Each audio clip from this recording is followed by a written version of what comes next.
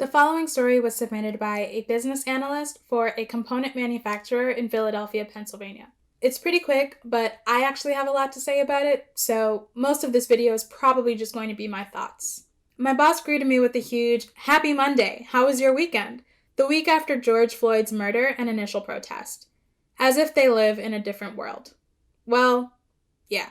Firstly, of course, thank you for sharing that story with us, but for anybody watching that's not Black, let me spell it out for you very quickly. Your Black friends, coworkers, that person you saw at the grocery store, we were not okay. Our weekend wasn't good.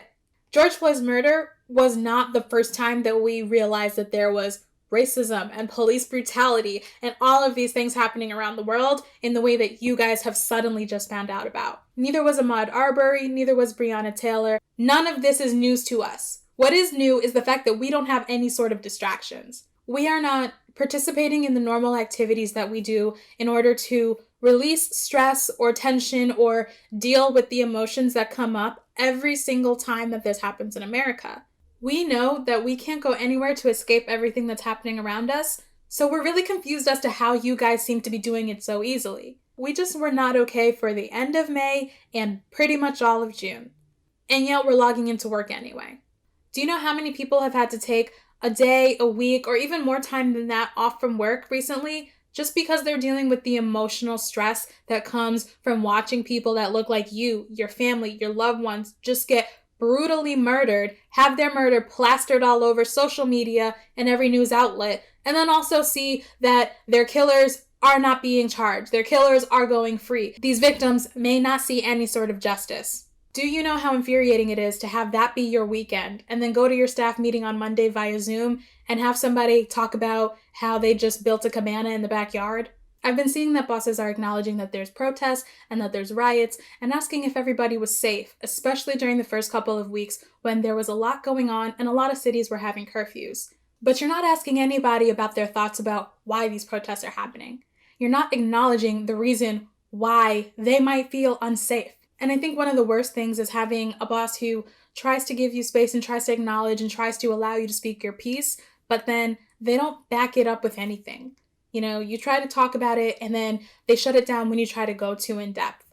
Or you try to talk about it and maybe a white coworker says something that is pretty racist and they don't shut that down. Or we're being told, hey, if you need a little bit of time off, go ahead and take a little bit of time off. It's okay. But during that time off, we're being asked to come back to work because we're super essential and you absolutely need us to perform this task for you. I guess ultimately what I have to say here is really directed at every non-Black coworker, boss, etc. who has been handling the past month completely wrong. Stop trying to have water cooler conversations around what's clearly a flood.